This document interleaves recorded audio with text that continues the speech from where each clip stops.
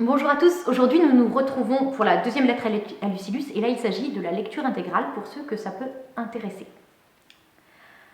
Ce que tu m'écris et ce que j'entends dire me donne bon espoir à ton sujet. Tu ne cours pas dans tous les sens, ni ne troubles ton repos à force de changer de lieu. Une telle agitation est le fait d'une âme malade. La première preuve d'une intelligence ordonnée, c'est, à mon avis, de pouvoir s'arrêter et s'attarder avec soi. Or, prends garde qu'une telle lecture d'auteurs nombreux et de volumes en tout genre n'est quelque chose d'errant et d'instable. Il faut s'attarder et se nourrir auprès de génies choisis si tu veux en tirer quelque chose qui demeure fidèlement dans l'âme. On n'est nulle part quand on est partout. À passer toute sa vie en voyage, voici ce qui arrive. On a beaucoup de chambres d'hôtes, aucune amitié.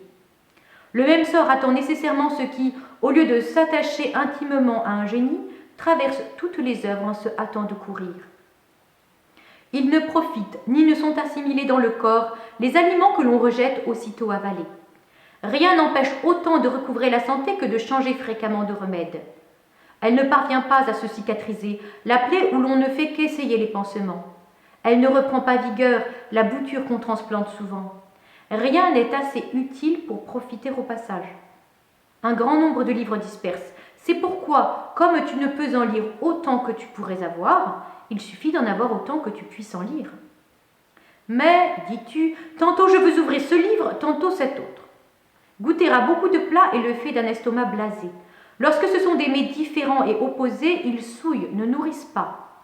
Lis donc toujours les auteurs éprouvés, et si l'envie t'a pris de faire un détour chez d'autres, reviens au premier.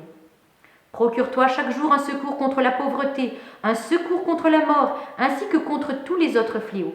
Et quand tu auras beaucoup parcouru, choisis un seul extrait à digérer ce jour-là. C'est ce que je fais moi aussi. Entre plusieurs textes que j'ai lus, j'attrape quelques citations. Voici celle d'aujourd'hui que j'ai trouvée chez Épicure.